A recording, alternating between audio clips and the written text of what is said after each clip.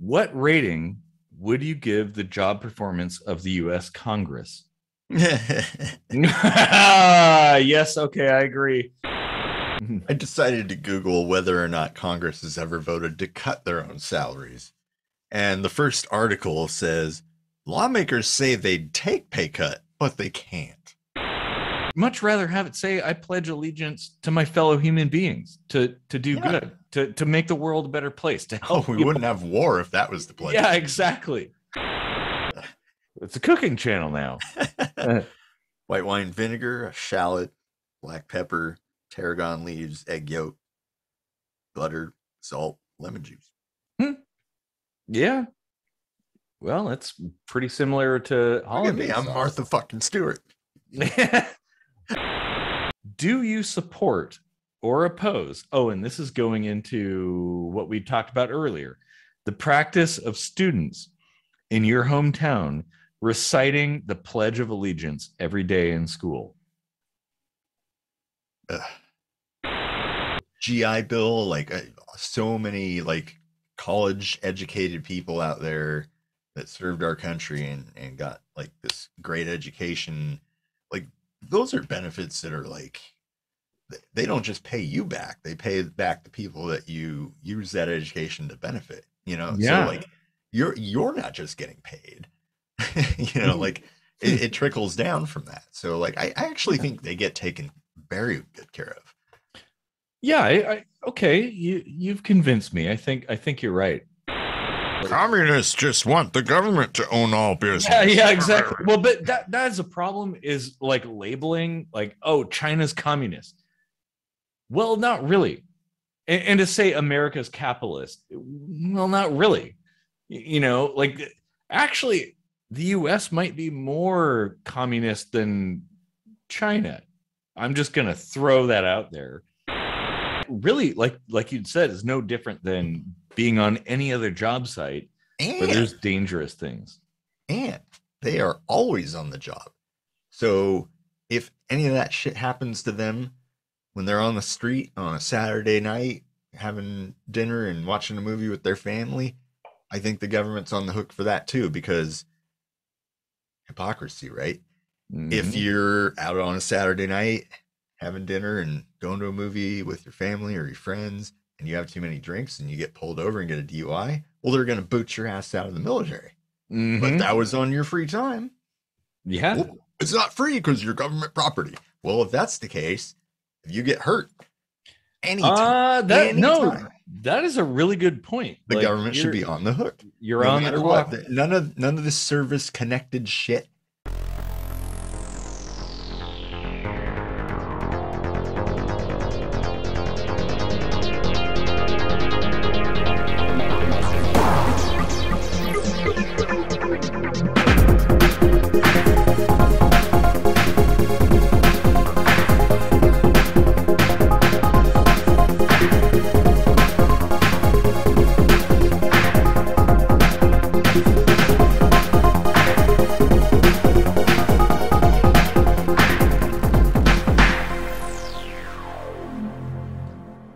All right, everybody, welcome to yet another kitchen sink microscopy. I'm Erik Rosenblatt, and hey, you know, we would love it if you'd like and share this video, subscribe to the channel, ring that bell for notifications if you really want to know when we're doing stuff. I mean, I don't know. Yeah, you probably don't like us anyway, so go away, bugger off. Yes, and I am Casey Rochford. And this is a beer. And if you would like to sponsor our show and have your beer be dranketh on the kitchen sink microscopy episode, please do so, because you know, we do drink a lot of beer. So that would behoove you to yeah. And you know, I like IPAs. I know both of us probably like porters and stouts and things like that. So yeah, this here is an espresso stout. Not too bad. Ooh, nice. Well, anyway, we write music. We not too long ago had another album come out, which you can find on Spotify and iTunes and and all the other like little no-name ones that a few of you might know or use. You know, we're on those too. You know, gotta support the little guys too. Exactly. Like us, we're the little guys. Just a little fish, in a big pond. Yeah, or a big pond. Yeah. Well, what shall these little fish talk about tonight? Well, it's interesting. We do lightning rounds and stuff, and those are kind of fun. Lightning round. But the other day, so I'm like a huge, charity donation person. I donate to charities whenever I can, and all kinds of different causes. And so, well, I've been receiving all kinds of mail from said, well, not necessarily those charities, but other charities who are like, oh, this is a charitable person. We're going to send him all kinds of stuff to try to get you to donate. And so I get things all the time from different organizations. But the other day, I got this packet in the mail from the American Legion, and it sounds really sinister. I don't know why. It kind of does. They're sort of like supporting the military kind of organization. They're not like a military force themselves. So so they want you to believe. Yeah, exactly. But it had this survey in it, which it's like, kind of both attempting to collect information and also encourage you to donate to their cause. But there were some really interesting questions, and actually a lot of these. So there's this, they give you the little, stickers and stuff, and you got a survey and things like that. And some of these questions are actually really interesting, and on quite a few of them probably would be their own fairly long conversation, probably much more than 5 minutes, I would think. So I figure, like, well, why don't we let the American Legion give us the lightning round topics for today? Instead of a lightning round, it's more of a like flicker the lights on and off kind of round. Yeah, exactly. Yeah, so there's not going to be a time limit or anything. I think we could just talk about whatever. But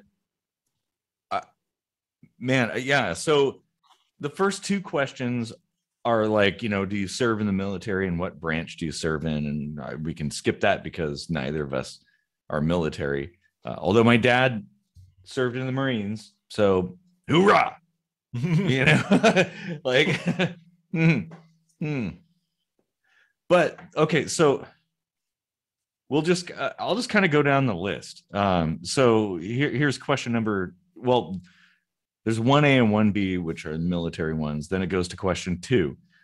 Do you agree with the ACLU that religious symbols should be removed from U.S. military cemeteries and established war memorials, like the Mojave Desert Cross? So, being an atheist, one might expect me to be all for that, but I don't see that like symbology is necessary. I mean, especially at a cemetery, right? I don't see that as being like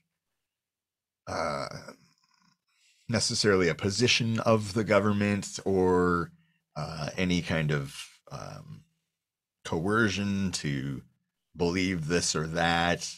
I do think that if they want to further reinforce the idea that it's not a denominational thing, then they should be a little bit more inclusive of the symbology that they're representing, including the Satanists. Like there was that whole statue thing they wanted to do, and like we should do a whole episode on Satanism, really. Yeah, we should. But I'm not actually like that up in arms about stuff like that. The Well, National Day of Prayer, that's no. But yeah, but you're not compelled to do that. right. So it's like, okay, well, hey, if you want to, you can do this. Kind of like, oh, it's Christmas. If I But believe when in you that, say national, that implies that it's the position of the nation. yeah. So No, that's meh. maybe. Well, I guess it could go either way. It could just be like, well, this is the formally recognized day when people do this particular thing. That doesn't necessarily mean it's sanctioned by the nation. It could just be like, okay, well, this is the day when this particular thing happens. And you don't have to do it. That's Just like Valentine's Day is the only day you show affection, right? yeah. Come to Shane Company. We buy our diamonds from Antwerp. Like, yeah, exactly.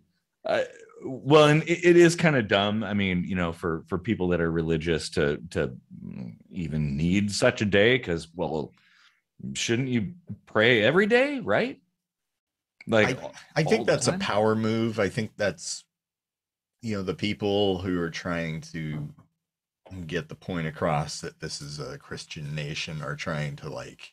Which it never was. No, it never was. It But never I think they're was. trying to establish some things that they can point to. Because here's the thing. Everyone's like, what if we removed "In God We Trust"? Oh my God. But it was put there in the 50s. Yeah. But it's just all these generations now exist that that's always been there, right? Well, and So yeah, if they like, put this National Day of Prayer in, people are just, as they grow up, they're going to think that's always been a thing since the country was founded. yeah, and that's an issue. I think that's a like a informational, educational sort of issue. Same thing with diamonds. People thought diamonds, or people think that the diamonds are like the marriage thing, but no, that was established to sell diamonds to you, to con you into spending ridiculous sums of money for compressed carbon. And blood So, money. blood, fuck yeah, that's another problem.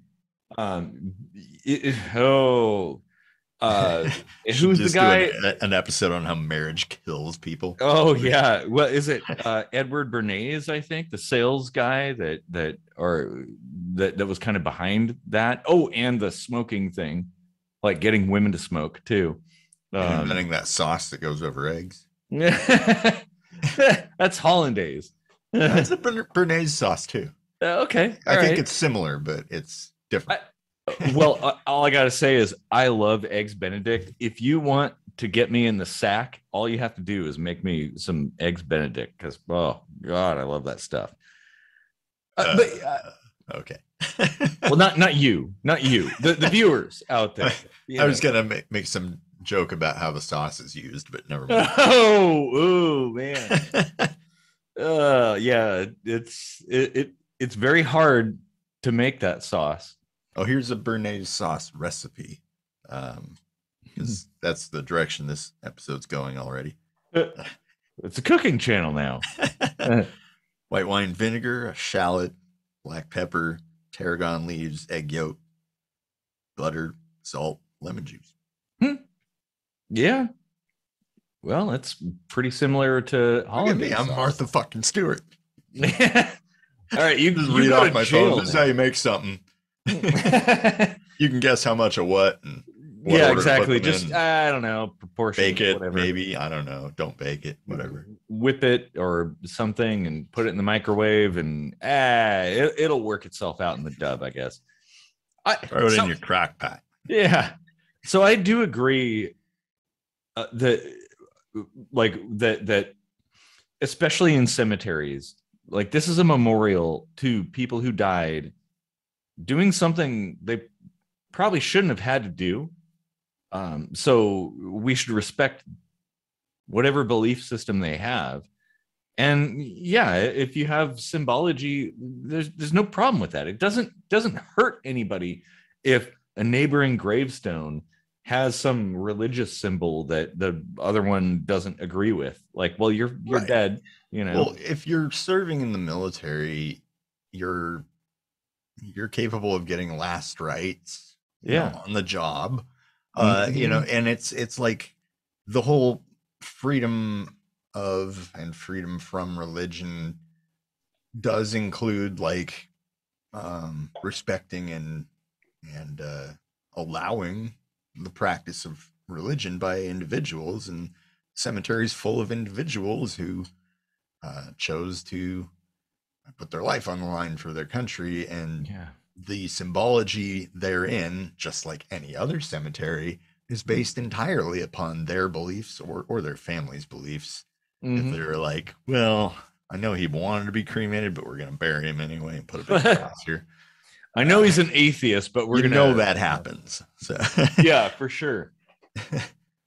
That's a whole separate topic. Mhm. But if somebody believes something, and I think religious or spiritual faith is really important for soldiers across the world. Like yes, it can be weaponized, it can be used to manipulate people, but it's also a source of comfort.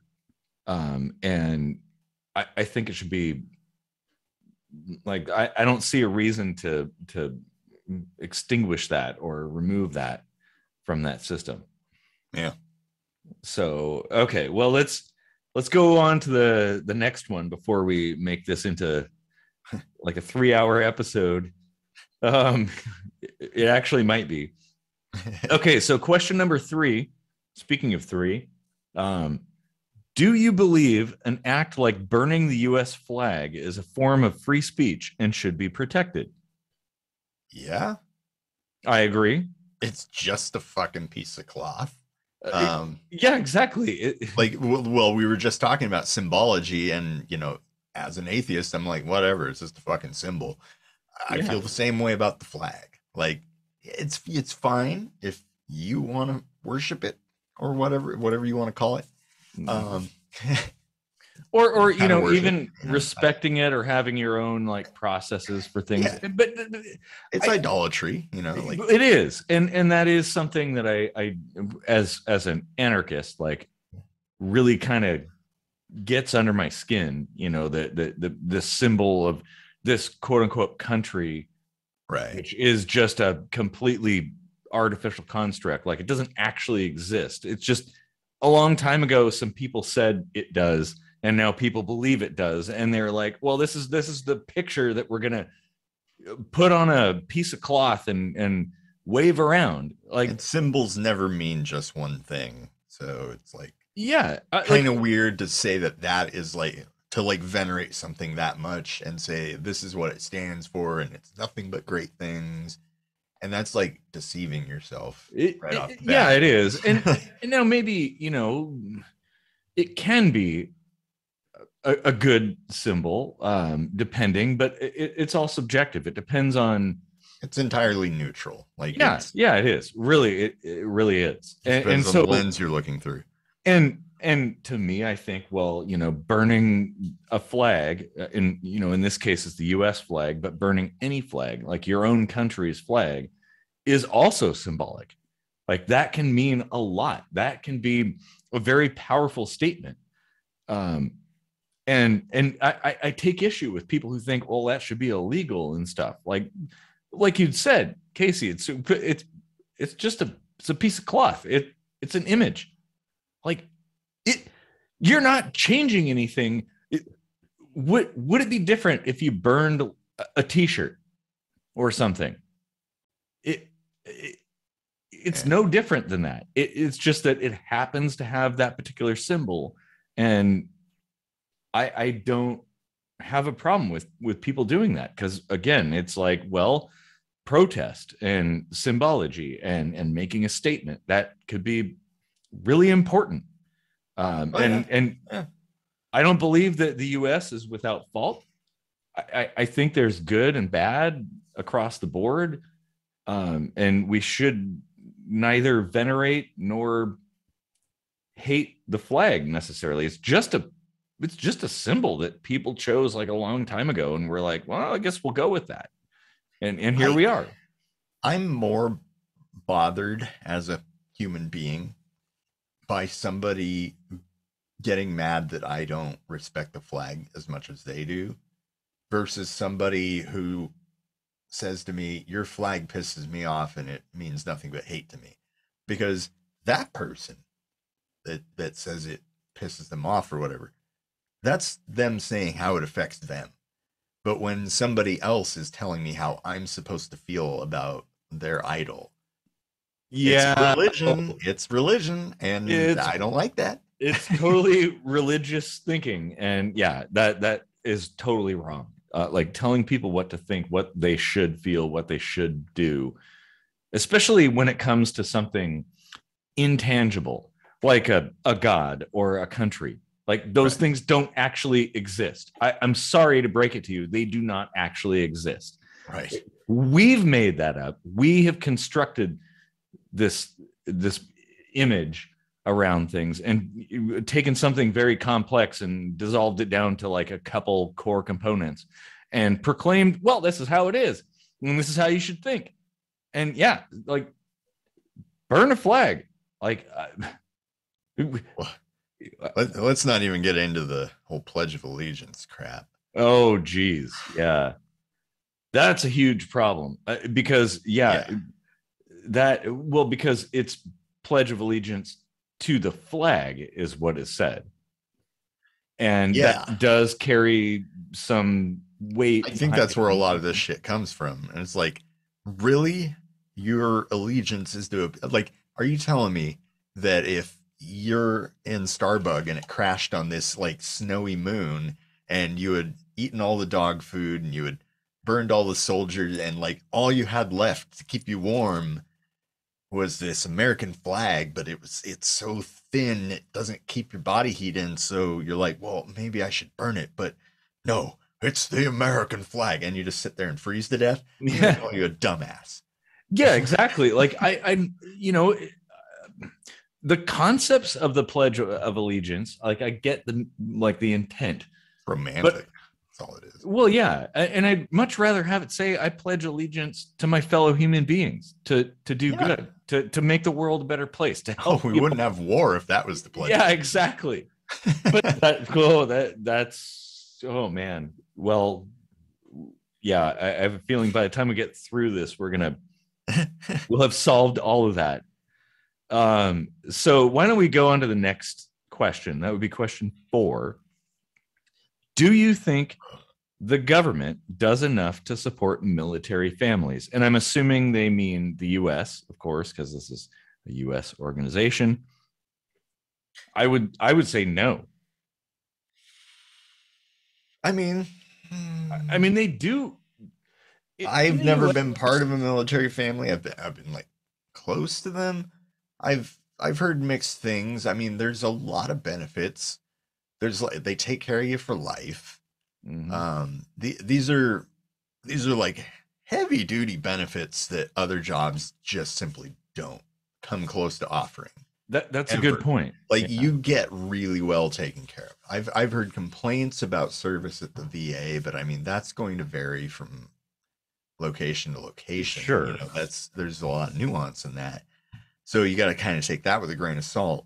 Like, and the pay is actually pretty good. Like, I mean, they don't pay you that much to start out with, but I mean, that's like any other job, right? True. Oh yeah, yeah. Starting like- wages are always really low. Like on the top end, and considering like the pension and the lifelong medical benefits and, you know, caring for your family and stuff like that, you know, you really can't beat it.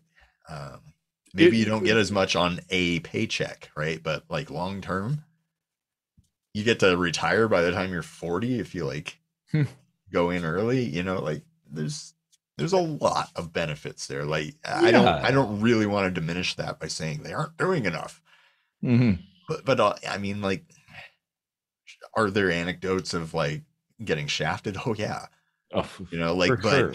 I don't know that that's necessarily like a direct cause of like not enough support. It might just be like some red tape or whatever. You know? Or it's just so complex that people slip through the cracks. Like that does happen. And those are the squeaky wheels that everybody pays attention to. GI Bill, like so many like college educated people out there that served our country and got like this great education. Like those are benefits that are like they don't just pay you back, they pay back the people that you use that education to benefit, you know? So Yeah. like you're not just getting paid, you know, like it trickles down from that. So like I actually think they get taken very good care of. Yeah, okay, you've convinced me. I think you're right in that regard. Sure, they could certainly do better, but Well, it is the there's government. well, it's true, and there's You can always only room. expect so much out of them. Yeah, yeah, and you're certainly not going to get any, care out of the government. It's a system. It's a bureaucracy. So, Mhm. um, And those benefits are there to like entice people to do the really shitty job, basically. yeah, You know. exactly. So I guess that makes sense. I mean, I'd like to hear from people in the comment section, like what are if you served in the military, what are your experiences, and or if you what was had. your initial stance though? You were saying I you didn't think they did take I good enough don't, care. and maybe this might be a little bit of bias, because I think that one way to support military families is to not have fruitless wars, to not go to war, Okay. Yeah. for no reason. Like, why send people off to foreign lands to kill and be killed by people they don't even know, that have never done anything to them? Like, You know what? That's actually a really interesting topic that we could go on about because it's like war simultaneously kills a bunch of our soldiers, but it also creates a whole bunch of jobs for them. Like if we weren't at war, our military capacity wouldn't be quite so high as it is right now. that's true, but And not that that's a good thing, but yeah. you know, we're conditioned to think you're an asshole if you say that, oh, we shouldn't have so many military jobs actually. Mhm. And it's like, I'm not trying to be a dick and say, well, maybe you should just go do something else. I'm a GI Bill, but why don't you? Yeah. I think like when you put it on a scale, like not only are we losing great soldiers, but we're killing a bunch of people and pissing off the whole world while we're doing it. So Yeah, like I'm okay with justified warfare. yeah. Defensive. Somebody's invading. The Mm-hmm. Mongol hordes are coming over the wall, and we got to defend ourselves. Or China, or if a philosophy attacks us on our own soil and then we go after some random Middle Eastern country and then you know take a hard left and go after the oil. I mean the guy that tried to kill our dad. I mean the guy that was helping the Al Qaeda with Yellow cake uranium. It's right here. Oh man. Yeah, but that's my problem. To support military families, like I it the last thing you want to do is like, well, the last thing anybody should ever have to deal with is their dad or husband or wife or whatever coming home in a body bag, over some frivolous, nonsensical political dispute that some dumbass career politicians had between each other and decided it's time for war. Like, that pisses me off. and if you don't even believe in that cause, you're still expected to go die for it. And it's Mm-hmm. like, are you dying for something you believe in, or are you dying for this symbology, this piece of fabric that represents the will of people who don't give two shits about your will? I have a feeling all of this is a tapestry that's interwoven, and it will all come together in the end. Oh man, Yeah. this one's gonna rile me up. Uh, I'm getting riled up too. So, and I got my OTF knife right here, ready to go. Um, so let's move on. Before we get too pissed off, let's go on to number 5. Oh, which actually this is actually a really good one. Do you feel the VA should cover treatments of illnesses that are linked to service-related toxic exposure? Well, yeah. I mean, I would expect any employer to take liability for something they expose their employees to. Yeah, and now, okay, they may not know what they're getting themselves into in a foreign land, but maybe, well, hey, let's not meddle in foreign lands unless they meddle in us. I didn't know like spilling bleach into their drinking water was gonna, like depleted uranium. Oh shit, it's still radioactive. I didn't know that. Oh no. Like, yeah, you're putting people's lives in danger and exposing them to a lot of unknown things. I would say, yeah, you're on the hook to cover whatever ills may befall them. I didn't even think this was an issue. I never would have assumed that the government was like pushing back and being like, well, you could have been exposed to Agent Orange at the supermarket. Well, yeah, no, and this sort of thing is seen from a governmental standpoint as kind of like a conspiracy theory. It's like, oh, doesn't actually exist. Like it's all in your head and stuff. No, there are people getting some wackadoodle illnesses from stuff that they've been exposed to, and it's probably. The thing is,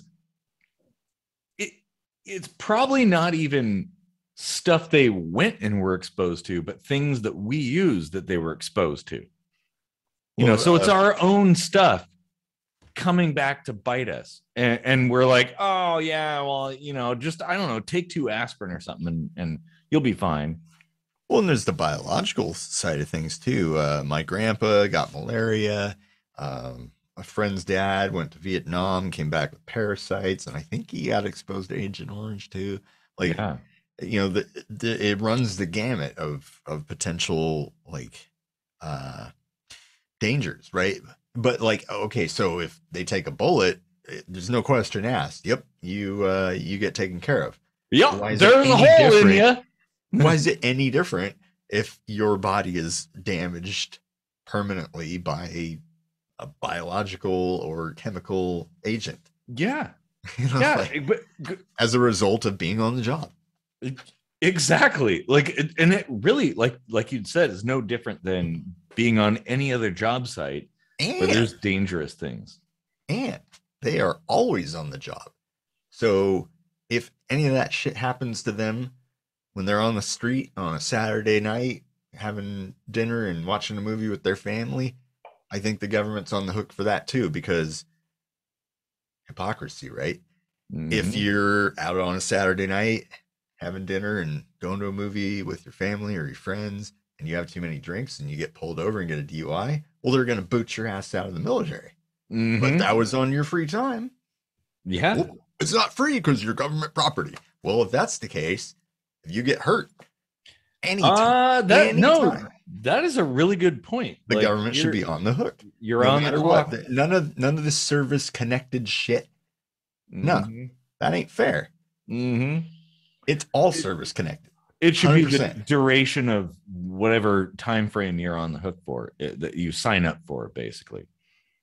I mean, if you're in reserves and you get a DUI, I mean, as an officer at least, you would be out the door. Yeah. And you're only putting in part-time, but you're full-time government property. So no. If it's good for the, what's the saying? What's good for the goose and the gander? Yeah. I'm like making these motions like that has anything to do with a goose. Flapping the wings. Yeah, no, I agree. Like, man, this is I have a feeling this particular and I have to think instead of American return Legion, that survey, but just have a link to this episode. yeah, exactly. There's so much good stuff in here. Like, there are some really interesting questions. Oh, We should actually do this more often, like take random surveys and just Yeah, take them on the show. we should actually. I'd like to do a political compass survey. Um, I have actually only found one of those surveys because one survey was like, well, you're a strong Democrat, and the other survey was like, well, you're like extreme right. And only one said, oh, you're an anarchist. And I love it. Like the oh, hey, wow, somebody knows me. Wow. Nice. So okay, let's go on to the next question, which I did not know until I read this. Number 6. Did you know that veterans make up 1/5 of the country's homeless population? I knew it was a lot, but 1/5. That is crazy. And you know, you have to ask the question, why? Why are they homeless? so now, like going back to the taken care of question, Mm-hmm. I didn't even think about the things that they don't consider like their problem, right? Yeah. And that has apparently, I mean, if 20% of the homeless population are veterans, clearly this isn't like an anomaly and the government is just turning a blind eye to it. Yeah, exactly. And that is a huge problem. Wow. Yeah. Did we do this in pencil? Because I might have to go back and say I don't think they're doing enough for that. Well, like the arguments you made about what the military does, I think is right. It's correct. Like, you made a lot of really good points there, but the fact that there are so many homeless veterans says a lot. And I would say a lot of homelessness stems from mental illness. People will make up all kinds of things. Like, well, we did that episode about homelessness with our friend Rob, which we should actually revisit. Well, we had another homeless episode not that long ago, but oh yeah, here's the thing though. We can't be hypocritical. Like, how would the government really parse out what was, mental illness, what was pure misfortune, or what was like some shitty decisions that you made? Because here's the thing, it's like, if they're going to be kicking you out for making a shitty decision and driving drunk, why should they take care of you if you make a shitty decision that results in your homelessness? So it's like, how you can't really expect them to like deeply investigate each and every situation of homelessness. True, but that's how it came to that.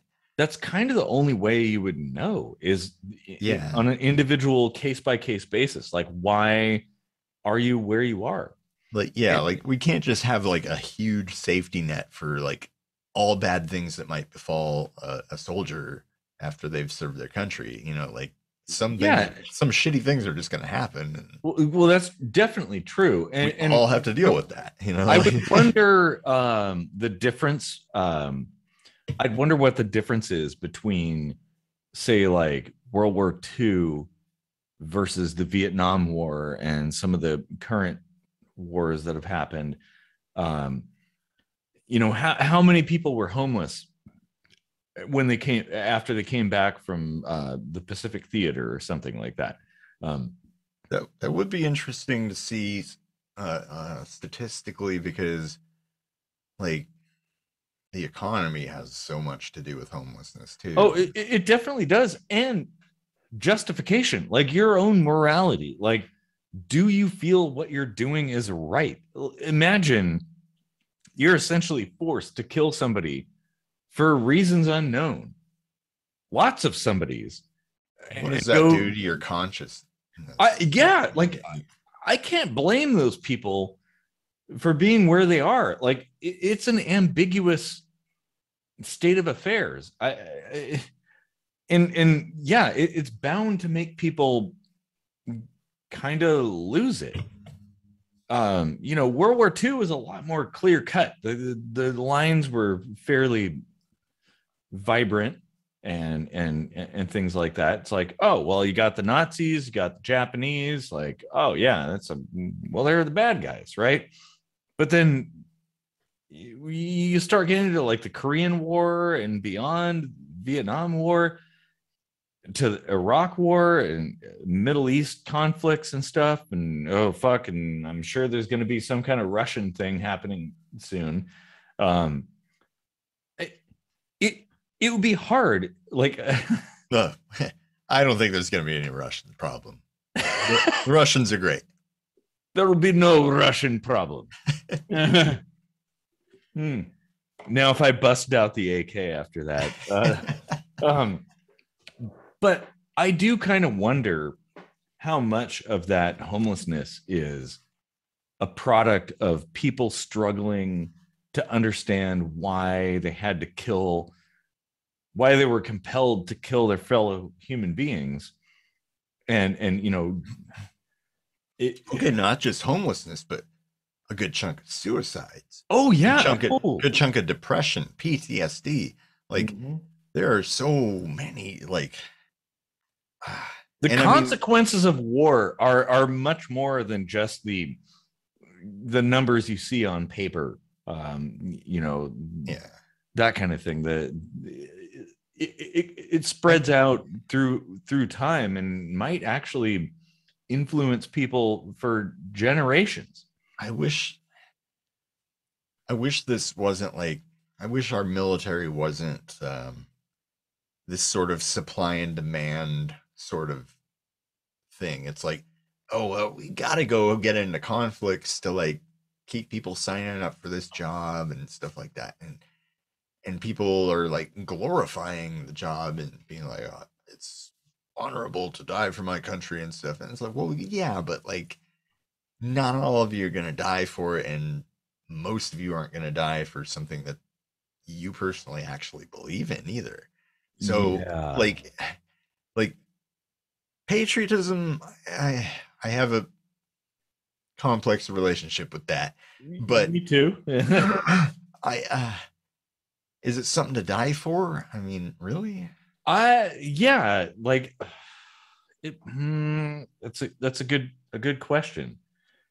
Oh man, I guess I'm just driving at like I would rather urge high school students to go into STEM or STEAM or whatever instead of being like, hey, need some money for your sick mom? Well, why don't you die for your country? I mean, like possibly die. I mean, sign up to serve your country. Yeah. Oh man. Oh, this is damn, there's a lot of different angles here. I'm thinking, and how they target the low income high school. Yeah, that is a problem. And in fact, and then people become homeless after serving their country. Yeah, that is an issue that I see, is the like age thing. Like, you know, you sign people up for the military, they're basically signing a contract to sell their body to the government to be used as a weapon, barely over the age where they could like do anything else, like do porn or sell their body in other ways. And the former is seen as like, oh, that's the greatest thing you could possibly do. But like, is it? Maybe if the reasons behind the actions were justified, you know, let's say there's aliens orbiting Earth and they constantly attack, and we need a force of people to defend against them constantly. Eisenhower warned about the military industrial complex, and that is exactly what drives this. Like, so does the media too. They're all complicit. They're all kind of like sleeping together in this to convince people that they should join the military, and military service is great, and the military can do no wrong. Like, well, I don't know that. I think military service is great, and I don't know. I mean, obviously the military can make mistakes, but the military doesn't decide to go to war. It is decided by politicians, people who have no connection with the military aside from G.W. Bush. His story, by the way, you should check that out. Like how he survived, like being shot down, and oh man, that was nuts. First George Bush. Yeah. Yeah. Oh yeah, H.W. Sorry. Here's the thing. This isn't the case, but we are made to believe that serving in the military and serving your country are mutually exclusive. Like, any one of us could see our job as serving our country insofar as you're able to reach, but I mean, some more than others, but you know, like I've worked in pharmaceutical manufacturing and research and things like that have potentially gone on to help people all over the world, maybe. Yeah. You know, but that's not really anywhere near the level of veneration that being in the military does, which is mostly just a bunch of fighting and killing. Yeah. At the behest of politicians. For things we don't need to. Yeah, we like if you want to die for your country for something that really matters, I salute you. Like if you want to go die for your country over all this political garbage, like I mean, more power to you, but like I mean, I respect somebody. I respect somebody for I want more conscientious objectors. Yes. Oh, I agree. More Ken Watanabes, you know, like yeah. That should be like people need to stand up and say, no, you guys are wrong. Like just because I'm like a first year cadet or some shit, like doesn't mean I don't know right and wrong.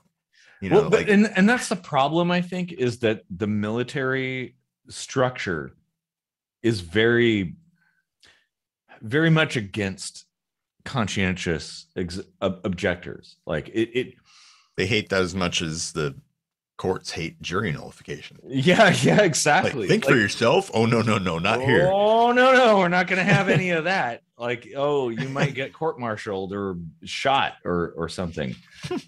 Like, but the thing is, if people thought like that, if they're like, well, what the hell are we doing? What do these people have to do with why are we aggressing against these people? Like, they've done nothing.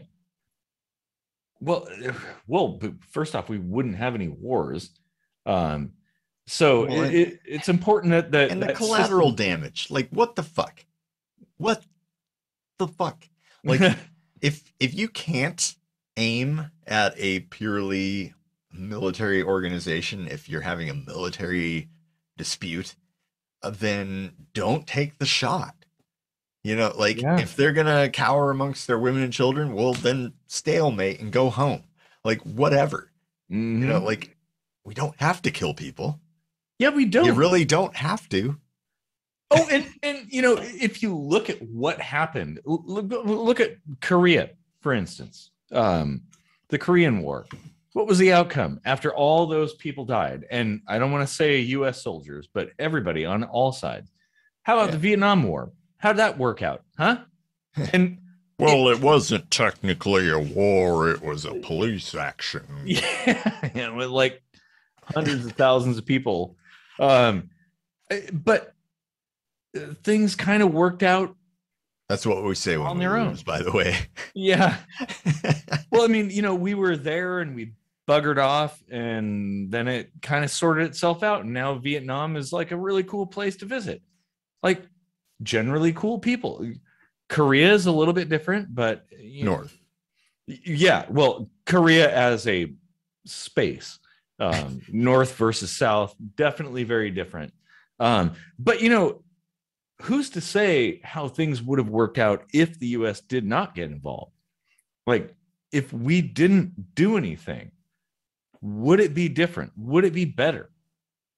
Probably. Like, and how many people would not be dead?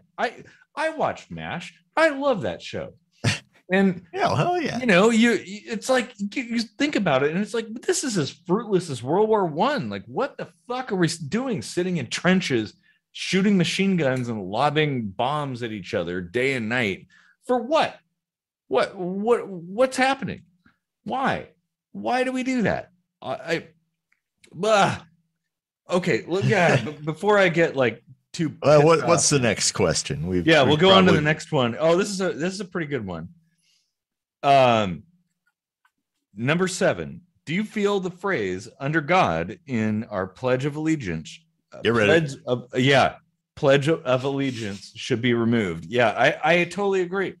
Like, maybe you could add a letter and say "under a God," like, or "your God" or something. Whatever you believe in. Nah. That's fine. But yeah, I mean, I don't like this idea of it like inserting religion into things. That bothers me, because there are a lot of people who are not religious.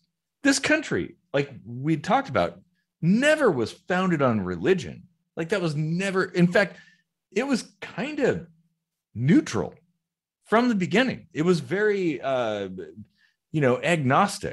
I mean, there were some religiously persecuted types like the Puritans or whatever that came over as sort of an escape from that specifically. But there were the flip side too, because like it was just as much as you might feel persecuted for not being able to practice exactly how you want to practice, there's the other end of that for people being persecuted for not practicing at all. Yeah, like right. Those, how in politics extremists are like the real assholes. Well, it's actually kind of the people in the moderate parts of religion that are the real assholes. It's totally. kind of the whole opposite there. So if you have like a religious political person, they're a real fucking dick. Like, yeah, and I would like to. I would honestly love to rewrite the Pledge of Allegiance, and it should be more global.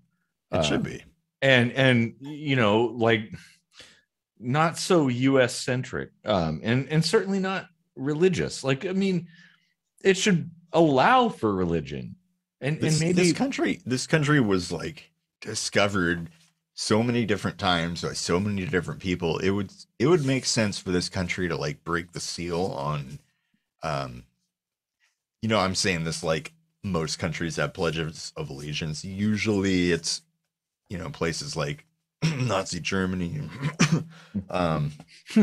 stuff like that, most countries don't have this, by the way. But, I don't know. Yeah. I'm all for that. Like, I would love to see us lead the world in love instead of war.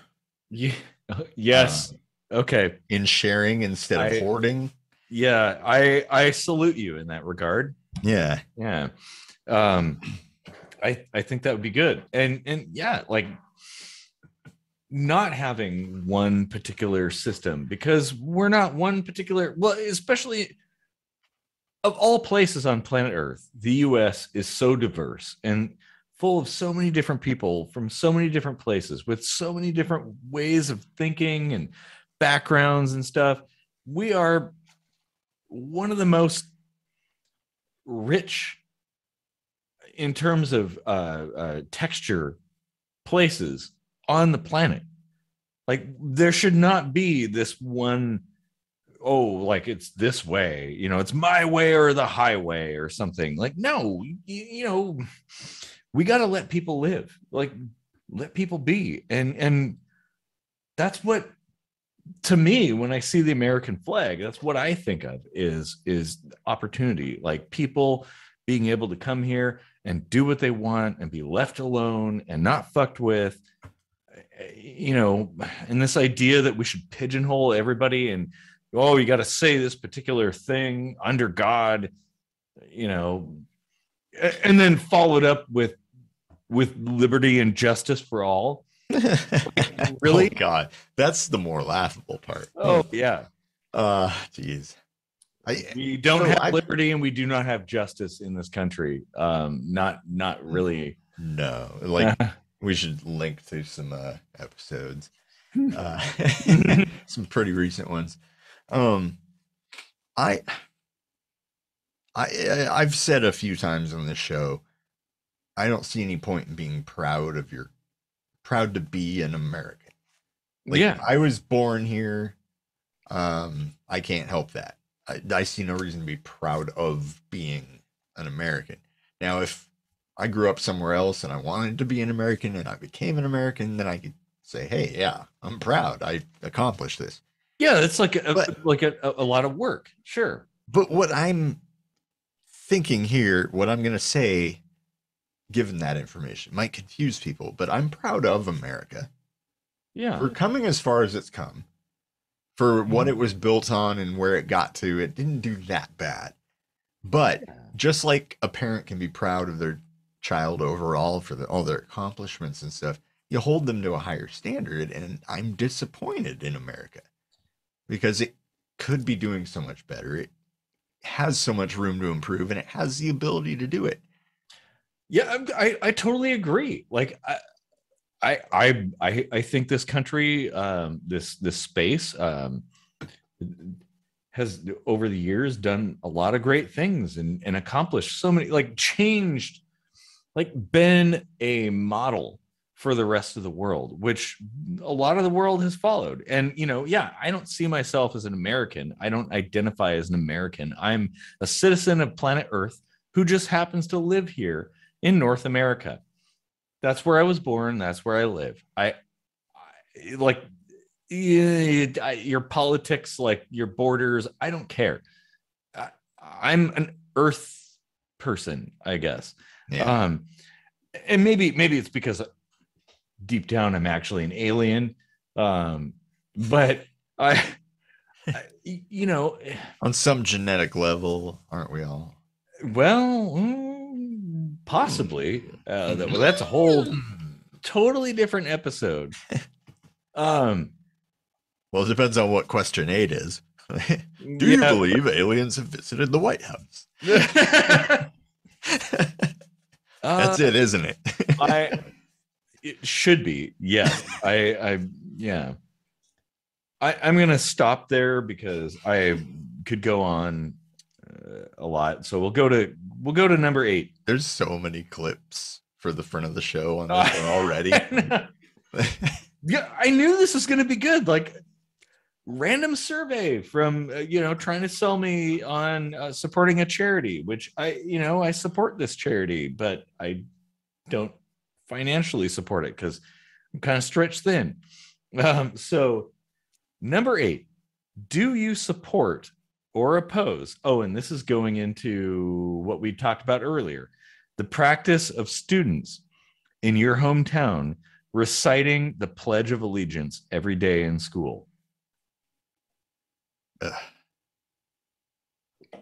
I am disgusted that from such a young age we create this idea that you are obliged to give your allegiance to something just because you're told to. And I bet you really agree with that. I totally do, because it smacks of like Nazi Germany shit, Hitler. And, well, like I alluded to, like, I mean, Nazi Germany wasn't the only one, but like it was one of like a handful of countries in the world that actually have a Pledge of Allegiance. And it's like, that's a big chunk of a smaller slice of pie. Yeah. And it's not like a new thing. This kind of like Pledge of Allegiance, whatever it might be, has been going on for a very long, like thousands of years. But appeal to tradition, you can't hang on to that. Yeah, I'm sure it existed back in the days of the pharaohs and the building of the pyramids and stuff. Yeah, you say you got a generation that conquered this country and made it their own. They're proud of what they did. And then the kids are just raised to like think that you're supposed to be proud. And that's probably how it started, right? Mm-hmm. It probably wasn't a conscious effort to brainwash anybody, but now it is. Yeah. Yeah, exactly. And it feels like it. Like, honestly, it feels very, when you've got all these people and they're standing up there and they're putting they put their hand over their heart and stuff. I'm like, it could very easily go like that. And it skews me out. Like, Speaking of hand over heart, that gets me thinking about hand on Bible. Is that anywhere in this survey? Because if it is, I'll no, shut it's up not. now. That would actually be a pretty good one, but Yeah, no, it's not. that needs to go.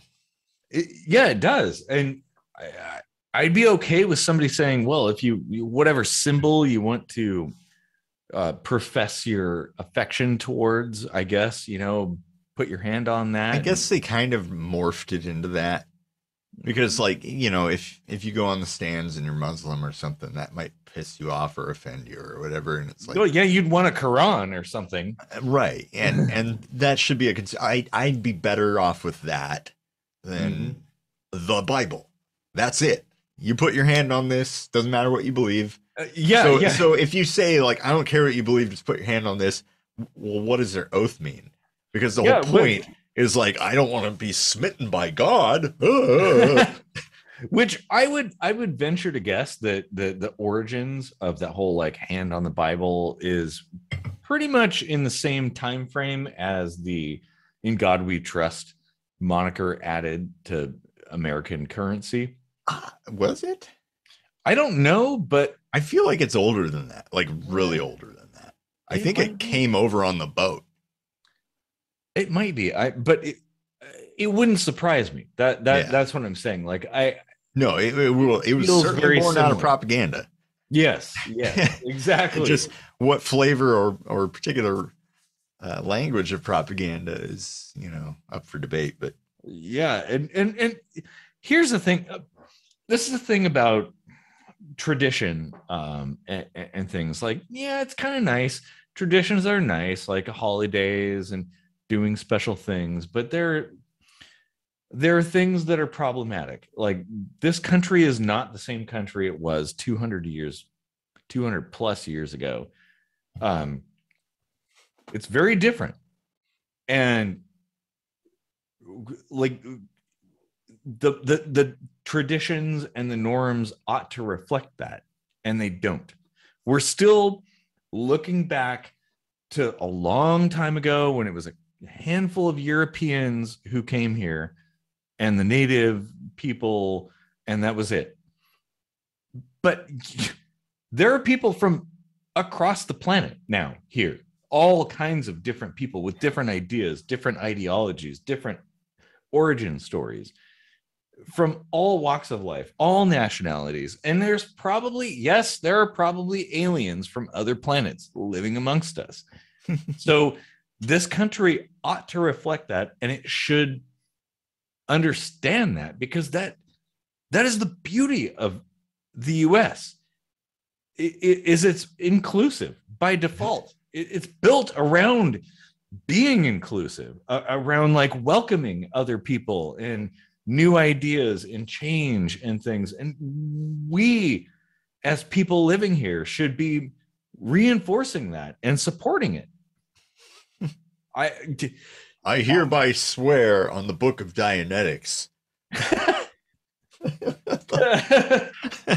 Oh man! Lest the wrath of Lord Xenu come stricken upon me. I do hereby tell the truth. Praise be to Elrond. Oh man! Now it's gonna be people in, like, dark suits following me around. Probably so. But there should be room for that. Like, all manner of thought patterns and ways of thinking. Like, because... Oh, I thought you meant there should be room for people in dark suits following me. Oh, no. For like the Dianetics. People. Yeah, exactly. We won't say their names. But this whole thing began as an experiment, like a freedom experiment. Like, we're going to kind of let people self-govern, which, by the way, was revolutionary at the time. And honestly, it's still revolutionary now.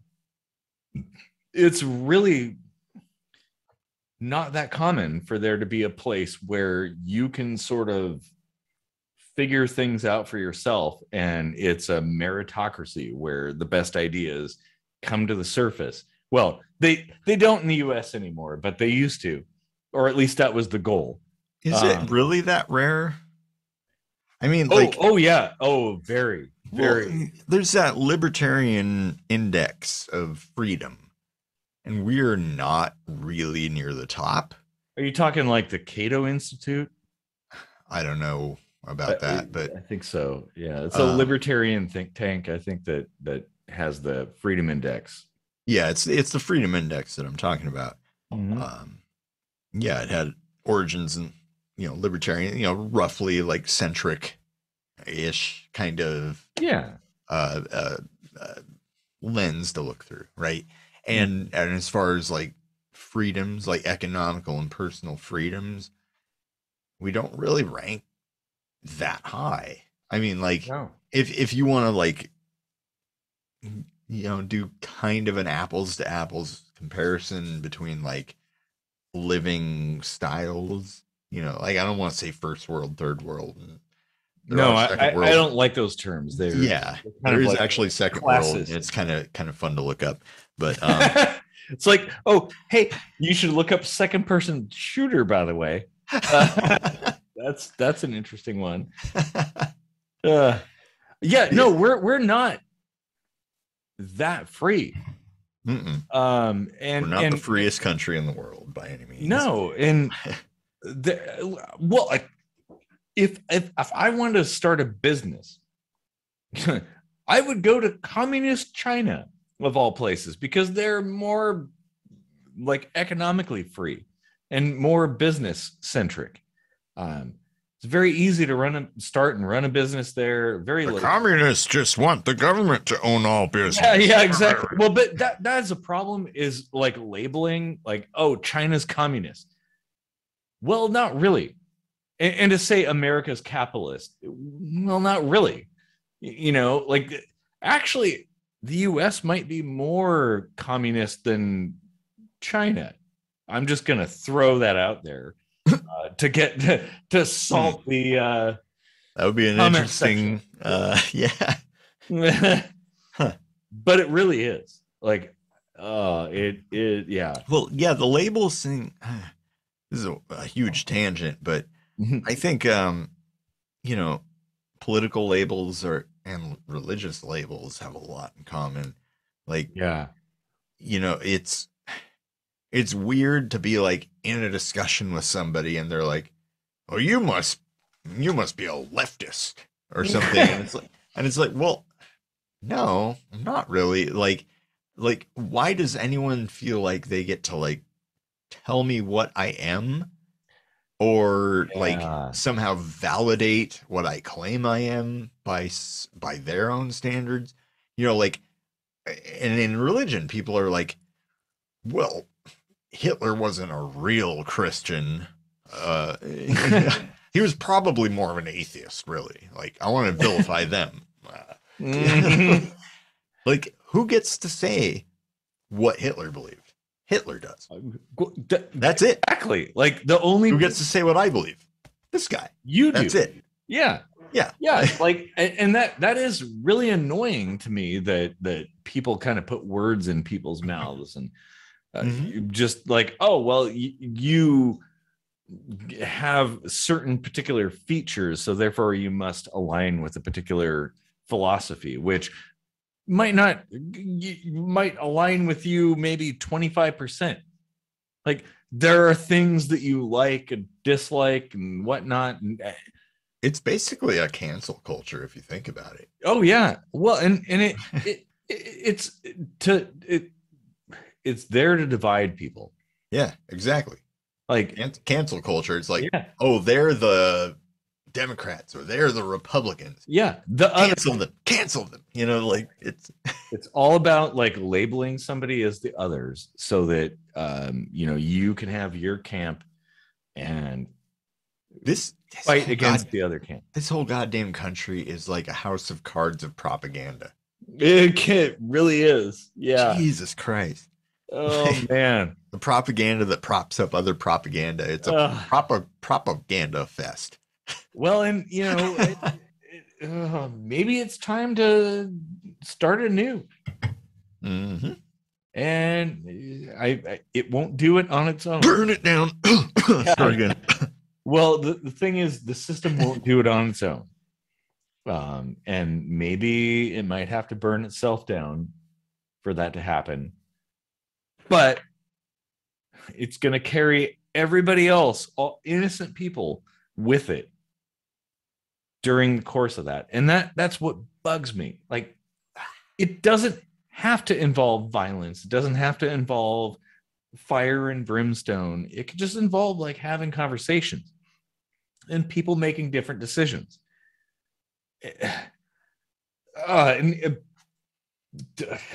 Yeah, I'm just no. Now I'm getting on the war thing. Like, man, what's the next question? We're gonna get like, yeah, we got to lightning round ourselves here a little bit. Comes.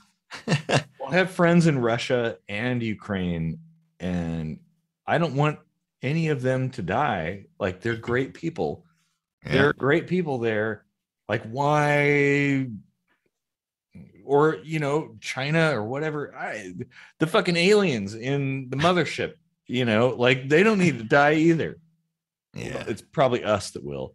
Okay. How many questions are there? Because we might need to take a pee break. only like a few more. And these are like pretty simple, although, yeah, we might need to take a pee break. Yeah, let's cut to commercial.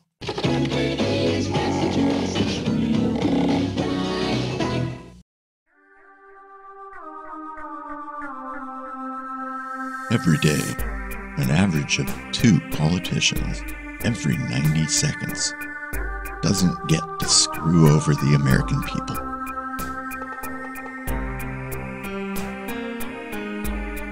But you can help. Be the change in a politician's life that they need to keep the hope alive. That they can truly make an impact on our lives that will resonate.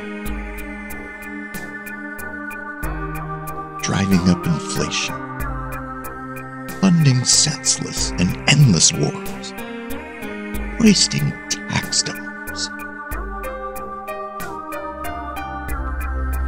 With your support of just $2.50 a month, you can get music like this, and the proceeds will go towards more episodes of Kitchen Sink Microscopy, where political discussions might sway politicians' lives.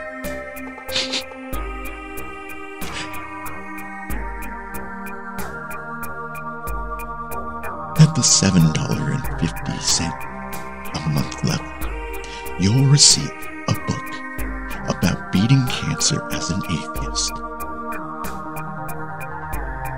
which has absolutely nothing to do with these crying politicians.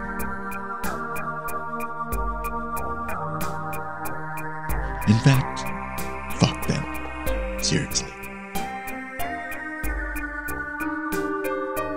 Head over to patreon.com/KSMvidcast and sponsor giving the middle finger to your favorite politician.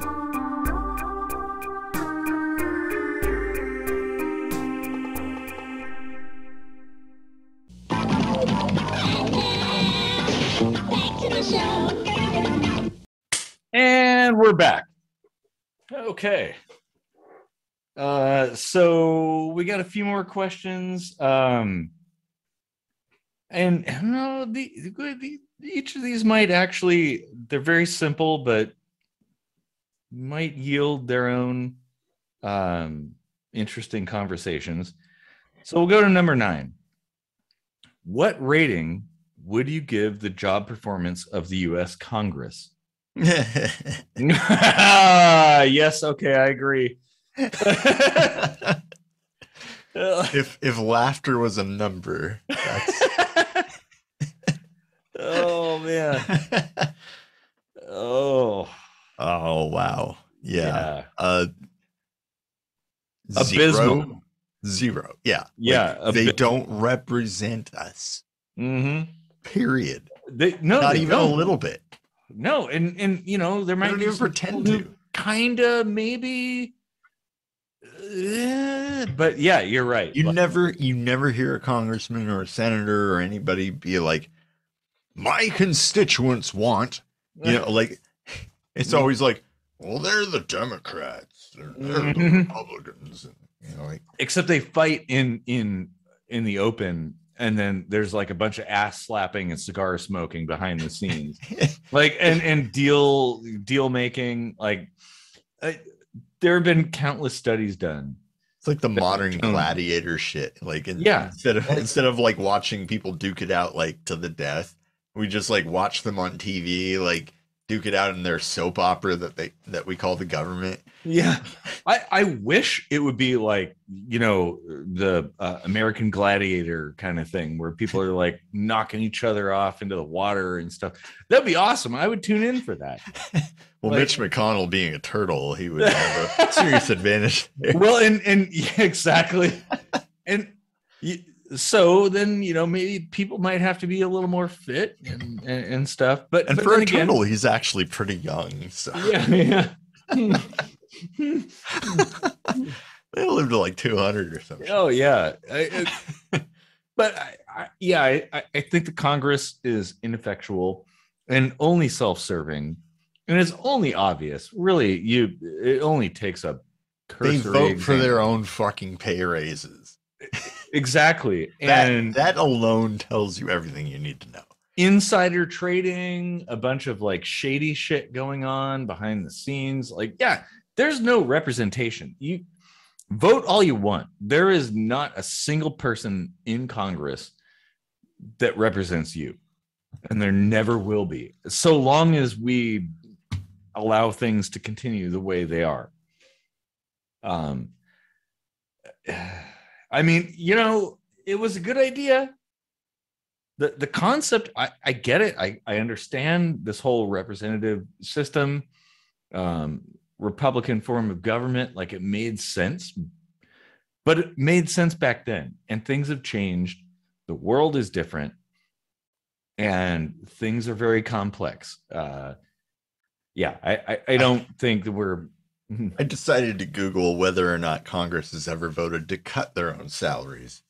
And the first article says, lawmakers say they'd take pay cut, but they can't. I don't even think I need to read that one. Oh, man. If I was throwing away my ballot before, I am double throwing it away now. Like, man, what's the church's position on fellatio? Well, I'd like to tell you, but I don't know what it is. Perhaps you could show me. Yeah, that they get their own special garbage bag. So okay, we'll move on to the next one, which is kind of related. What rating would you give the job performance of the U.S. president?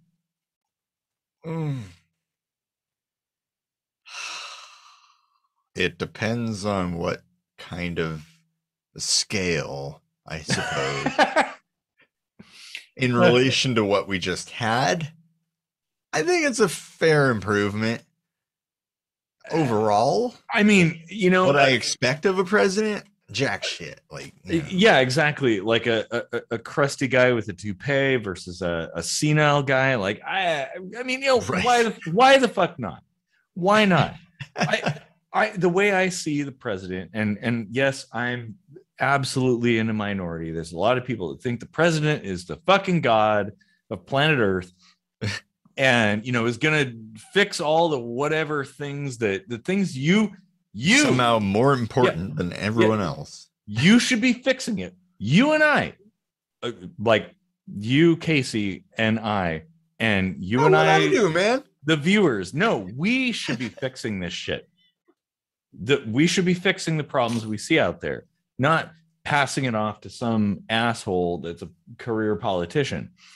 The president to me is like sort of just a figurehead, somebody that goes out and like talks to people in other countries, and they sort of represent the country to another. Although the last few rounds have been very like, oh, are you really the guy that's representing me? We just need a president who sits in his chair and pets his cat. I would like that. I you never really see his face or anything. It's always in shadow, and he's just petting his cat. Mm-hmm. Yeah, exactly. And as far as like the job performance of the president, well, I guess it depends on what you expect. Do you expect them to solve all your problems? I think you're a fool if you do. I would not expect the president nor Congress or any other representative to solve your problems. Your problems, the problems that exist, well, they might connect to Congress and your representatives and the government and things like that, and the president, but they're not going to be solved by voting in a different face. Putting a new coat of paint on that office. No, it's fucked. Like, it's time people stand up and solve our own problems. Like, get together, like, have conversations. Fuck. Okay, wait. I'm if we feel like we have to have a president, that should be like the ultimate representative of the country. Mm-hmm. Therefore, if we're going to have any supermajority, it should be the supermajority of the constituents. Yeah. If your presidential rating is below 66%, you're out right now. Oh yeah, and I would honestly say it shouldn't even be a vote of popularity. It should be more like a test. Mm-hmm. Like, if you're going to be in a country of 300 million plus people, if you're going to be the one person to represent them all, then, well, you should have to pass some tests. I don't know what those tests are, but you should have to fucking pass them. Voting could be you like assigning levels of value to certain political ideals, right? Mm-hmm. And then somebody is like matched, almost like a dating site like Tinder or something, like they're matched to that, and they take the role of president. And then like once a year, let's say, you do the same thing, only more of a rating compared to your values. And if they fall below a certain level, clearly they aren't representing the majority. Mm-hmm. And somebody else needs to try, Yeah. Swipe left. Yeah. Oh, wait. We have the technology left to do it this way now. Yeah, we do. And that, it could be an app. Yeah, the president app. It blows my mind that that's not a thing. Like, the KSM president app. Oh, man. Yeah. Hashtag cancel KSM. And I don't mind there being a president, like, but I think they're glorified, just like the flag. They're glorified as being some kind of end-all, be-all, omnipotent figure, and they're not. They're fallible. They're just people like anybody else. We all bleed red, right? Well, in the case of Congress, you probably bleed green. Money. Or reptile blood. Yeah, exactly. Which is also red, right? Yeah, I think it is. Yeah. It's only Klingon blood that's green. No, that's purple. Oh, okay. But like, we should be, it's a perceptual problem. We don't need to perceive because so many people, the last election, not this last one, but the one before, everybody was like, oh my God, everything's different. Like, no, it's not. It's not going to be really that different. And everybody's like, everything's all better now because the guy we didn't like is out. And it's like, no, it's going to be the same. It's the same shit. There's the exact same shit on either side. Now it's let's go brand and stuff like that. It's like there's still a bunch of like real sore losers that are. It doesn't even matter. Like No, it doesn't. It's all it's immaterial. Like yeah, it's popularity you contest. You could pick up like this could be an alien spacecraft could come down and abduct the president, and the government would still function. Yep. Like everything would be the same. The bureaucracy would still exist. Everything would work the same way. Like, dude, don't be deceived. Don't let the system get you into this whole like sports mode where it's like, oh, this team versus that team. Like, it doesn't fucking matter what team wins. Like, it doesn't matter. It doesn't matter. Like, it don't matter.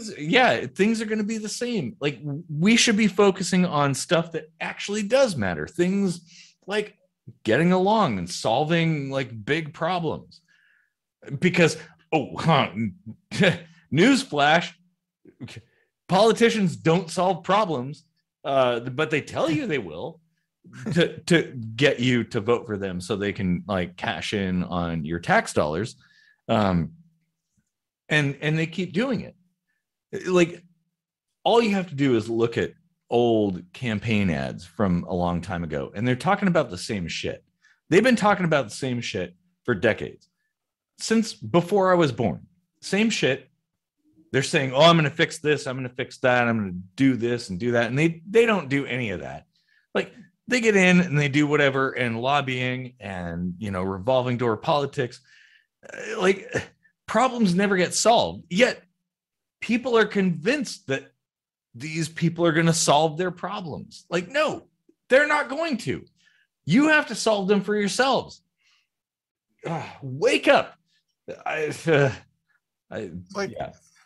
like a CEO. It's like, what?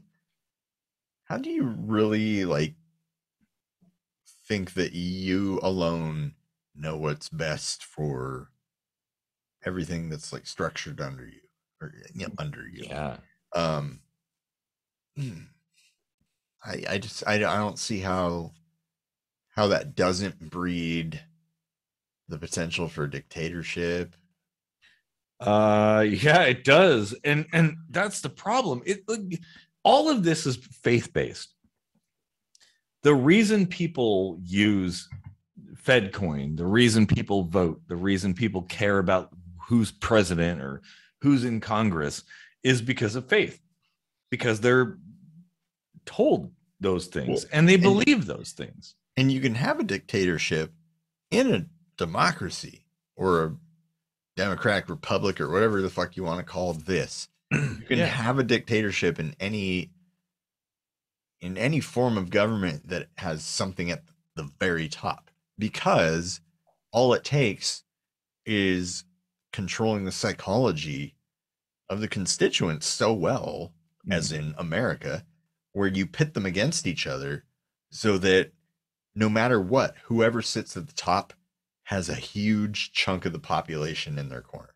Oh, yeah. Yeah. And the people that sit at the top, by the way, are not the people you vote for. They're not the people you don't even know their names. Those are the people who sit at the top. If you know their name, they don't control shit. They're figureheads. They're actors. They're playing a role. Oh, and they're raking in cash. But oh man, we're probably already demonetized. But that is the important thing for people. People should understand is like the people that you care about in politics, like they don't matter.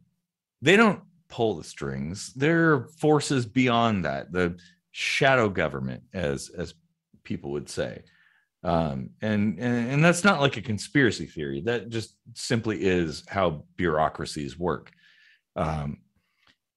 Like I said, you could nuke DC today, drop a nuke like the Tsar bomb, the real Tsar bomb on DC, and just obliterate it.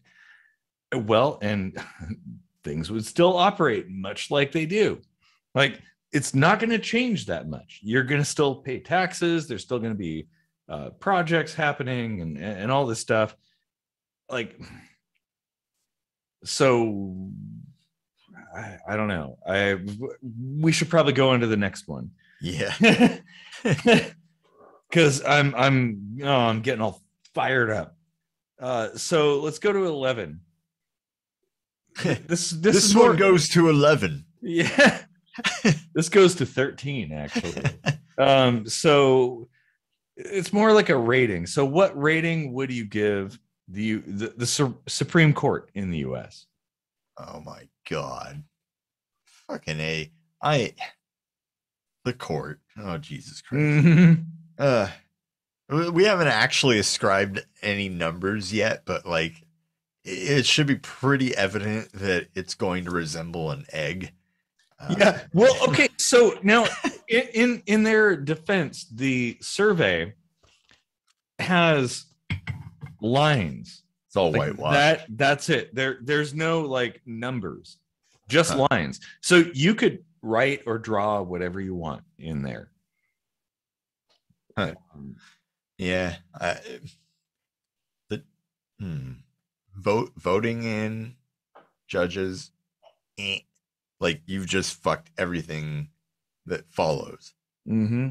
Everything that follows is shit at that point. Well, and something. So speaking of the Supreme Court, because I know somebody recently left.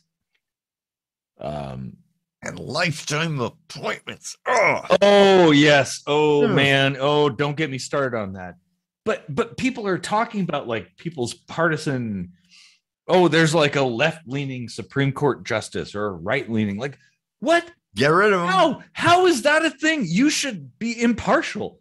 You should not have like, yeah, you can have your own political whatever, but when you're in the courtroom, politics should be gone. You should be talking about the Constitution, the law, whatever you're talking about. It should not be a left-right thing. Teams. Oh, man. I think what people are really referring to there is like, because everybody has bias, judges included. That's true. You know, it like, honestly, like really there's not going to be any difference in objectivity from any one human being to the next. Right. So like you said, like whatever you do in your own personal time, whatever, I don't think any one of us could really separate that, honestly. No, probably not. If we were truly being honest, like I think we would all be slanted in a direction of our own personal philosophy. And that's a shitty thing, but it's also like something you can't get around. No, when you have humans at the helm, you're going to have biases. Because I don't think we want to, I mean, this is an episode idea that we've got, but I don't think we would really want a computer judging us, right? Probably not. I saw how that panned out during Terminator. It's a bad move, man. Oh. Yeah. So, but at least an attempt to put things aside and focus on. I don't know. I mean, I believe. Well, they try to say that like you just need to judge the law as it's written, but even put your own shit aside. It's still not unbiased because those laws are written by whoever's controlling the leaning at the top. Right? Well, yeah, like, and that's why being a binary political system that we have. And that's why I believe in jury nullification, because a lot of those laws demonetized. Yeah. Stop watching this video right now. Everything said hereafter is pure lies. But like the law as it's written isn't impartial. It isn't judges that are writing laws, which is how it used to be. Like laws kind of made sense because they were based on historical precedent and things like that. And now it's judicial was always separate from legislative, right? Well, I'm going back farther. Before the country? Yeah, before the US. But nowadays, politicians pen legislation, and they decide on what legislation is enacted. And there really isn't, like, how do you know? You have no control over that. They don't put it to us to decide on. We decide on them, and then they decide on that. Judges are judging you based on the lens of some people in a legislative branch, which is very tilted, depending on whichever administration has seated them there. Is a huge problem. I want to say, like, that back and forth, like, it keeps going. It's like a seesaw. You know, imagine a seesaw. You never move forward. You just go back. Yeah. One side's red, one side's blue, and everybody's like, and they just keep on flopping back and forth. And you never go anywhere. You never accomplish shit. You just keep on flopping back and forth. But there's this kind of. Remember those cartoons where there's like a seesaw operated thing that like moves forward somehow? But it's like, if you think about like vectors of force and stuff, a teeter-totter would always equilibrate. Like, yeah, it would never have forward motion. No, well, it depends on the mass of the people involved, I suppose. You could theoretically have to a small degree, very small degree. Yeah, but people have this impression that their vote matters and that they're making a difference out there. And I'm going to vote for this person or that person. I'm the blue team or the red team. Like, no, your vote doesn't fucking matter. Nobody fucking cares about you. Like, you're nobody to these people. If you think you matter as a voter, just go to Washington, D.C. and talk to the person you voted for, and they'll probably call security on you. Oh, yeah. So how much do you really matter at that point? Voters' lives matter. Well, yeah. That should be... No, that shouldn't be a thing. Never mind. Nope. All lives matter is better than voters' lives matter. I say no lives matter. Yeah. That's what I ascribe to. Ice-T, Body Count. Yeah. Metal band. Oh, yeah. Oh, man. Really good, actually. Yeah, it is. Like a metal rap band. He has a song called... I mean, it's not even rap. He's a rapper, and it's like... I mean, your vocal style has like roots in rap, but one wouldn't like call it rap, right? Yeah. And that's what Body Count reminds me of. You and Ice-T have a lot in common, actually, I think, which is pretty cool. I like that. Like, okay. Yeah. All right. But he has a song called No Lives Matter. And it's pretty poignant. And he makes the point. Like, he kind of gets it. He says that, like, I'm going to butcher it, but like one of the lyrics is something like, I mean, I'm not even going to attempt it. He basically says the only real privilege comes from money. Like, yeah, your life doesn't matter if you're poor. It only matters if you have money. Yeah, which is, man, it's not really about skin color. I mean, maybe that wasn't his overall point, but like that's the takeaway from it is like, but it is true. Skin color, gender, shit, none of that shit matters. Money drives everything. And yet money is also, like borders, completely made up. Yeah. Like it isn't actually a thing. Like, man, we should probably get into money at some point, but it just, if you worry about money, like, yeah, money is just a medium of exchange. It doesn't have any value intrinsically. Doesn't wish we get displaced in Pink Floyd right now. Yeah. Smoke a little weed. Oh yeah. Oh man. Dang. Oh, this is such a good episode. It is. So there's two more questions. All right. And there, it's kind of like I said, it's a rating. What rating would you give the Department of the VA? Oh,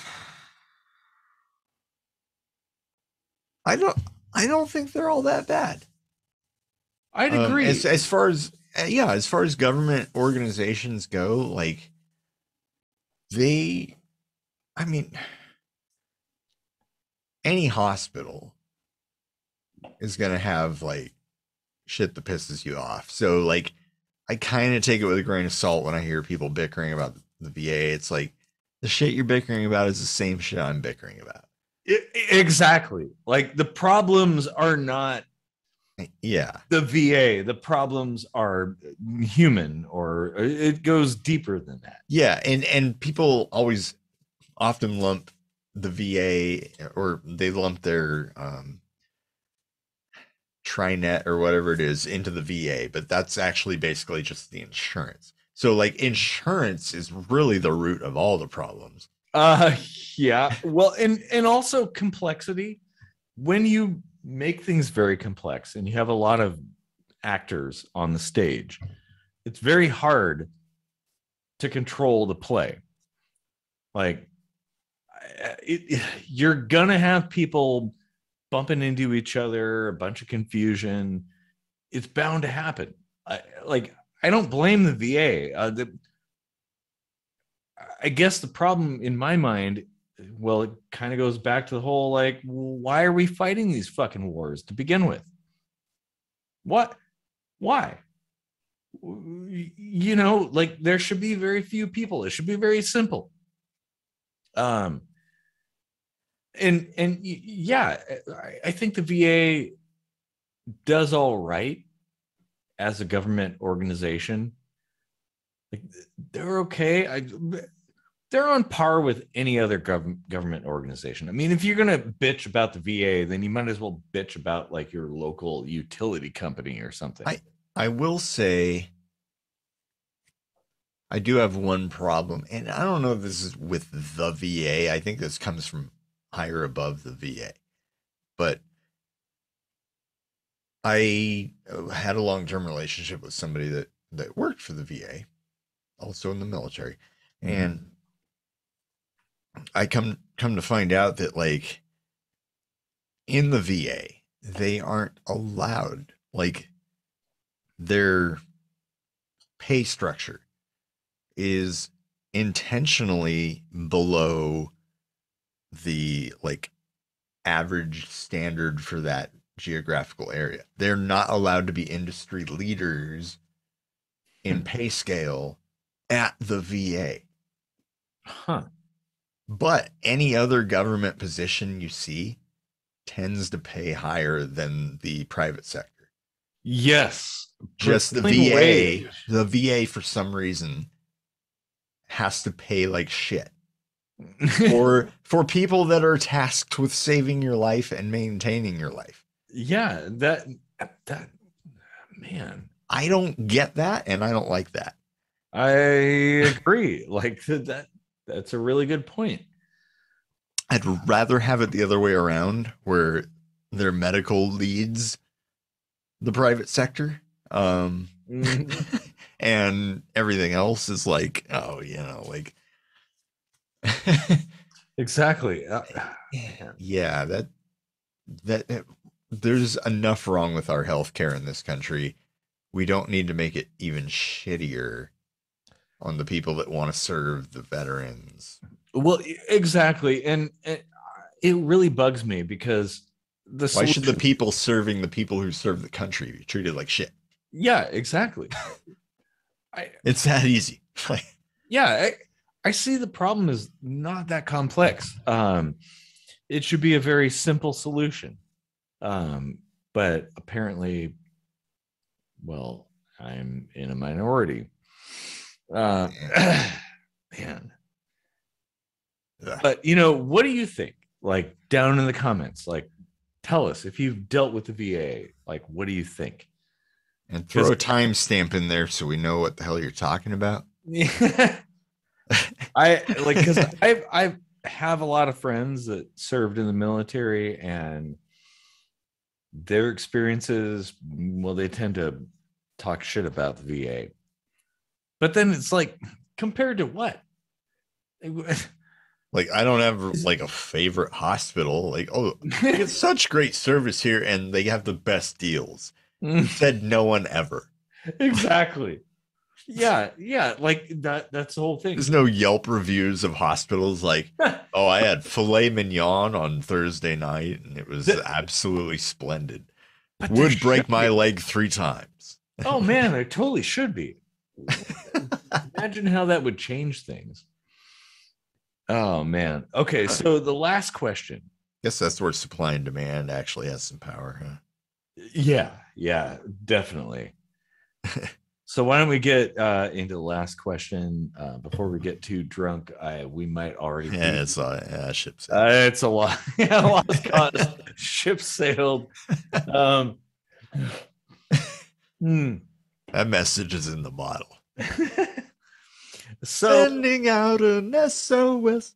Sending out an SOS. Sending out an SOS. Sending out an SOS. Sending out an SOS. Sending out.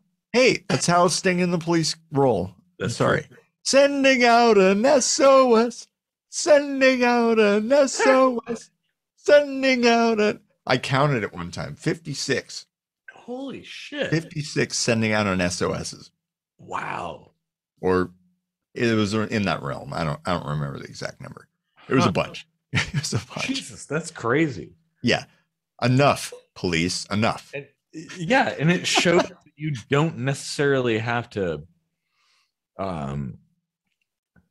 have complex lyrics or anything. You could just say the same thing over and over and over again, and that's good enough. I love it when people put like Led Zeppelin lyrics next to Justin Bieber lyrics, and I'm like, have you heard Sting and the Police? Sting by himself, absolute fucking genius. Oh, with the Police, like, oh my god, shut the fuck up. Fields of Gold is one of my favorite songs. Love that song. Yeah, Sting. Fortress Around My Heart. Oh, absolutely. Okay. All right. Yeah. Yep. Yeah. Definitely a contender. That's his Bohemian Rhapsody series. Oh, it is. Like, yeah. It's his the structure of that song is like so unique. Mm-hmm. Like the chorus, like you're like, oh shit, the chorus just happened. Like it just comes out of nowhere and like blends with the verse and it's perfect. Yeah, that you're is like, oh, I'm in a chorus right now. Whoa.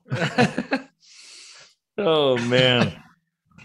Well, let's go to number 13. The last question, which is, what rating would you give the U.S. military? Honestly, I don't know what to rate them on. I mean, compared to what, I guess. I think the U.S. military on the surface is pretty fucking awesome.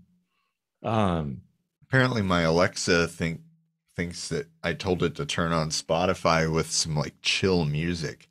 Whatever we just said. It's like, here's Spotify with some chill music. And I'm like, what?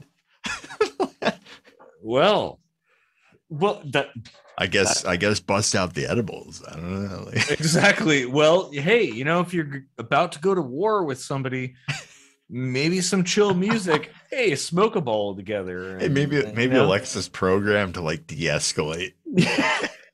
Exactly. I think the U.S. military is pretty awesome. Like, if there was an alien invasion, because this is kind of how I see things. Like, I don't worry about like other countries. I'm not worried about like China or Russia or people in the Middle East and stuff like that. Whatever. But what if we were faced with an insurmountable foe? Because for the last like 60 years, the US has basically been dicking around with people that aren't really that deadly. But hey, if shit came down, if like saucers started converging on Earth and stuff, like, yeah, I'd be okay with the US military defending Earth. I would hope they defend Earth and not just the US. It sucks that we don't even know how they would react.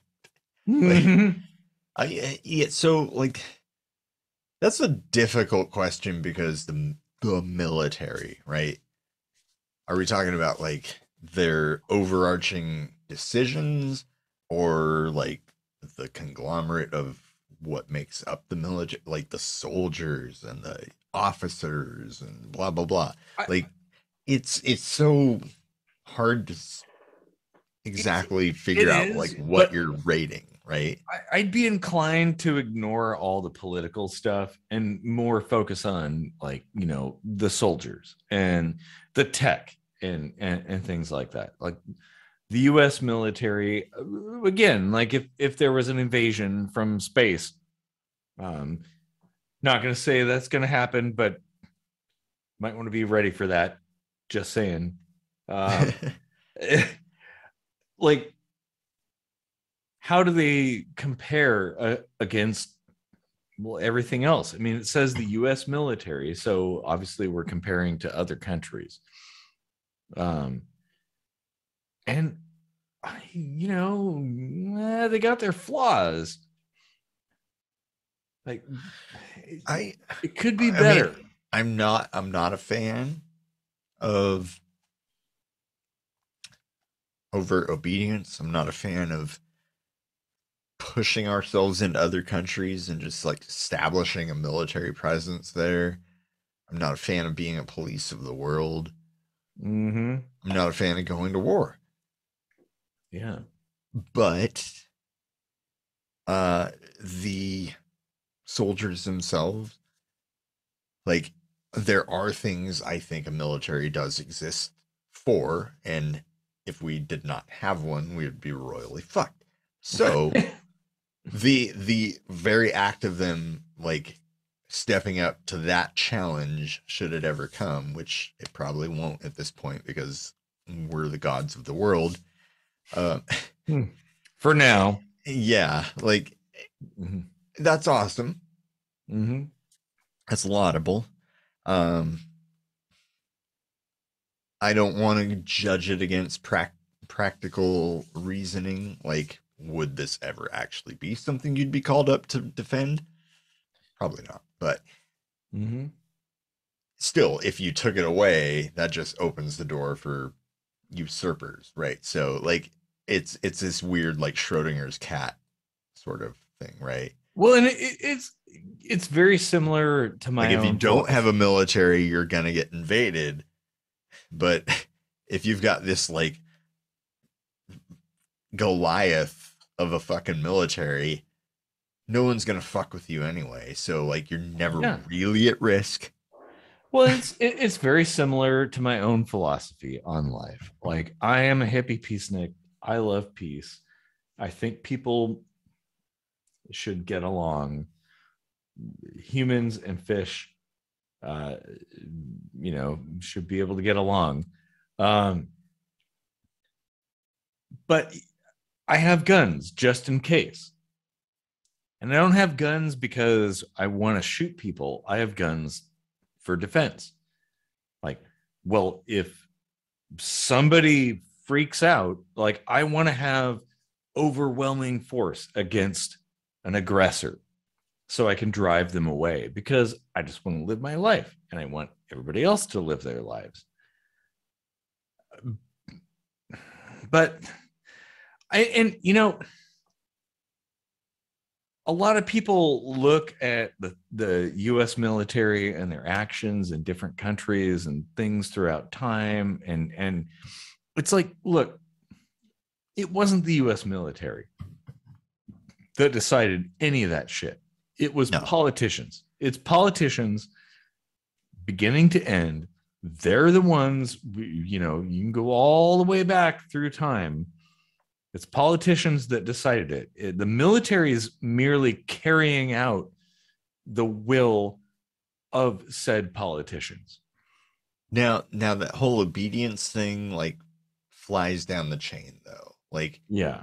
Like, where do you really draw the line? Because at some point there's like a Secretary of the Navy, which is basically really sounds political, right? Mm-hmm. Like right there is your tie that basically tells you politicians are controlling the tentacles of our military. Like, yeah, they totally are. And I'm 100% in favor of people in the military being allowed to express their dissent. Yeah. And dissent in general. Like, hey, this is They're wrong. not even allowed to badmouth the president. Yeah, which is bullshit. Yeah.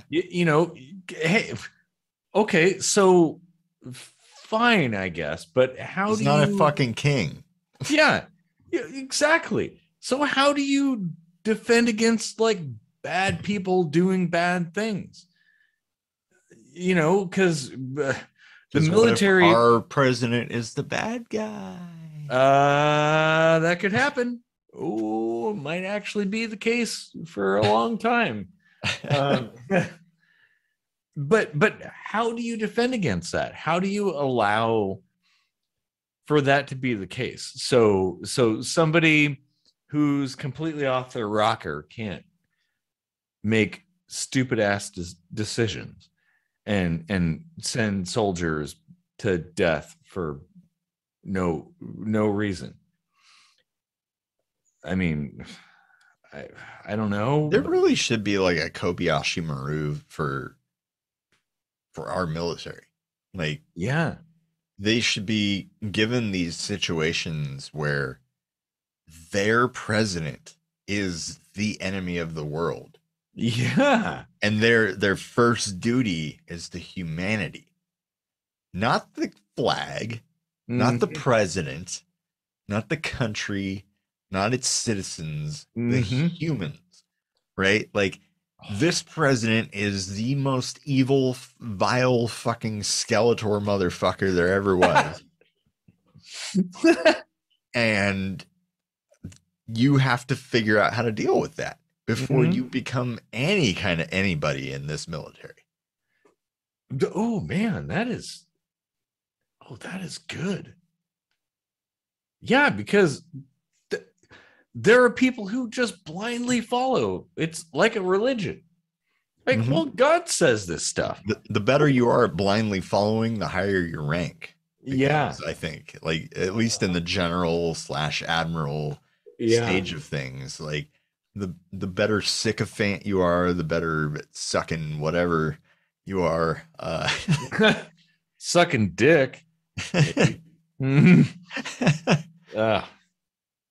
Yeah, I think the higher you go in the ranks, the more political it becomes, and like the less shit, like, or the more shitty you become. Like, well, and you're separated from the quote common people.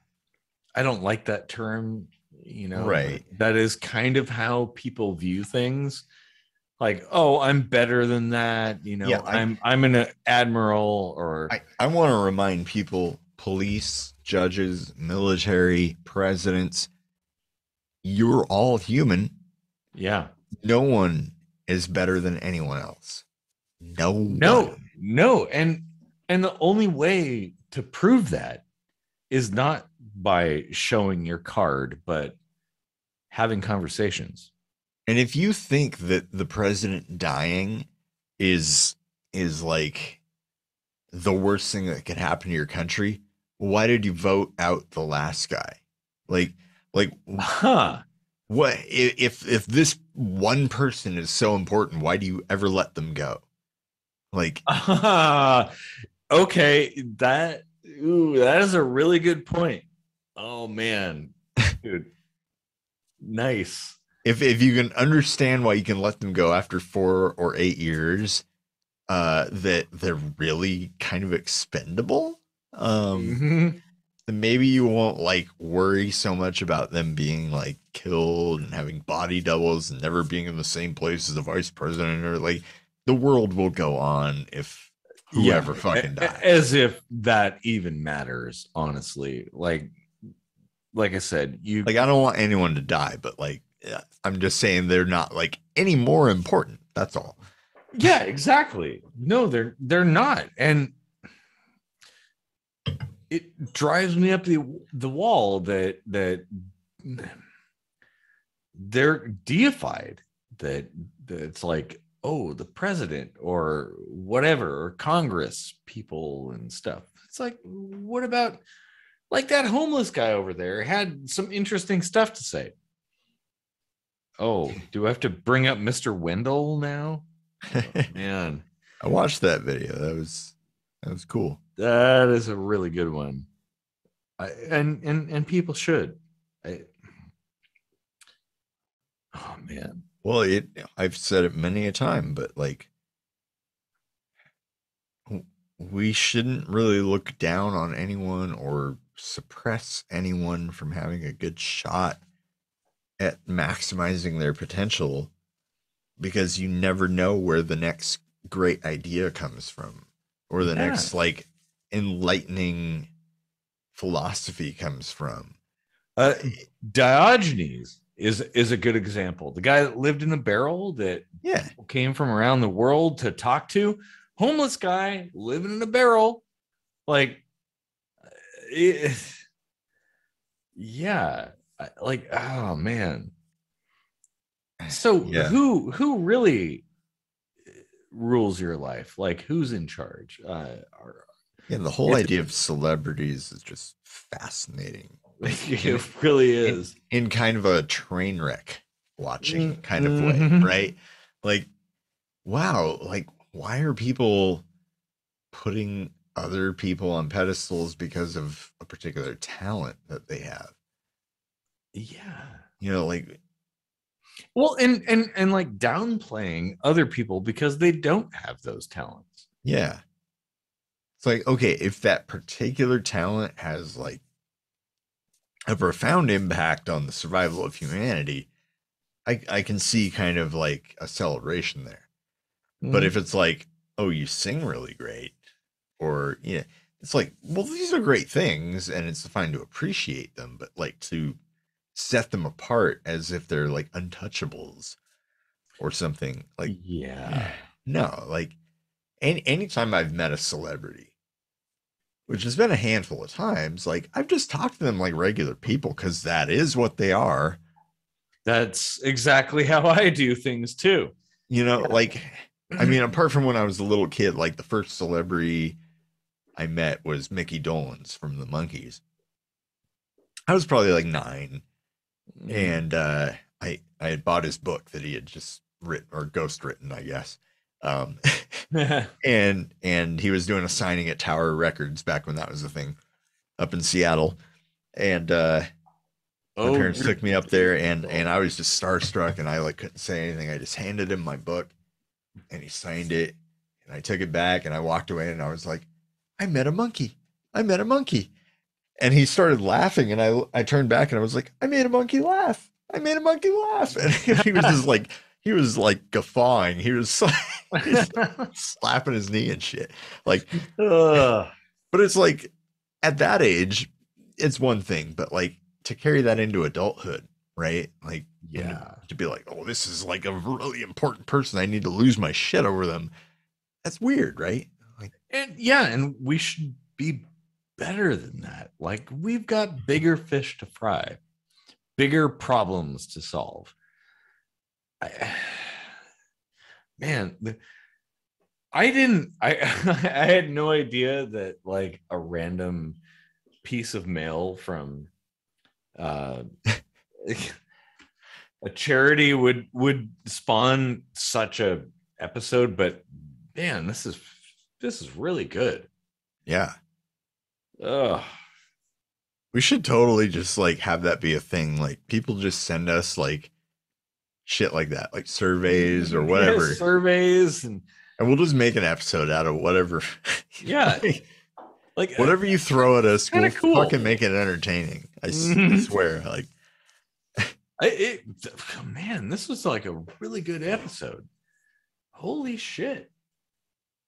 It's a many beer episode. Yes. Probably had a bit too much beer, but that's okay. This is like a 2-hour episode, isn't it? Yeah, it is. We're hitting like 2 now. Jesus Christ. All right. Go to bed, people. The fuck are you waiting up this long for it? Jesus Christ. And for those that are still around, like, thanks for sticking it out with us. The like one person that might be around is going to hear the song and they're going to be like, wow, I wonder how many other hundreds of people are listening to this song right now. And like, you're it. Buddy. Yeah. So you better head on over to patreon.com/KSMVidcast and get the song right now. Pick up the song. Because it's there right now. Mm-hmm. Because I'm on top of that shit. I make sure. That song is there right now. And we could, secret squirrel recycle songs and nobody would know. It only happened once. Yeah. But we could do it again. It was a different version. Oh, man. This is so good. It was the 1/8 decibel difference mix. But the human ear can't detect it. Oh, man. Oh, this is a really good episode. Hell yeah. Like, who would have thought a piece of like junk mail would be? Well, that's everyday life though, right? Yeah. Like that's the shit that gets people thinking. Yeah. The random piece of mail. And they stop to read it for a second and they're like, God damn it. You know what? I have opinions on that. Yeah. And that's what the show is really about. Like, I mean, like, yeah, controversial stuff, but like any given idea a person has could be controversial to somebody. Mm-hmm. So really any kind of idea is controversy. True. If you think about it. Oh man. Any idea is controversy. Anything. Ugh. We could do an episode on anything and take 2 fucking hours of your life away from you. Well, we could probably take, honestly, any of these topics and just keep going. Seriously. Yeah. Like yeah. The human condition is entirely unchartable. True. And in an omni sort of way, like you can't really ever fully grasp it. Well, and this whole thing is kind of built on that construct, like the human condition. And I'm a human condition problem solving kind of person. We should have an album called Human Condition. Oh man. We should. Well, we will. Hell yeah. Don't forget to check out our latest album, Spotify, iTunes. Yep. Oh man. Well, that was really good. Yeah. So if you're still around, thanks for hanging out to the end with us. Thanks for deep sea diving with us into random charity polls. Yes. Surveys, like it. Survey says.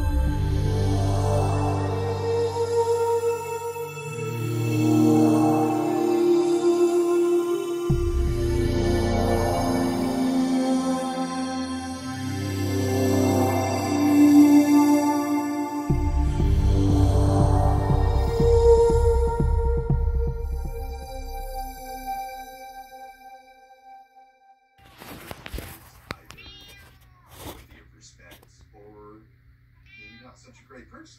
And none of that has anything to do with the uniform they wear, or the rank they have, or the title they hold at whatever business or government office. That focus, that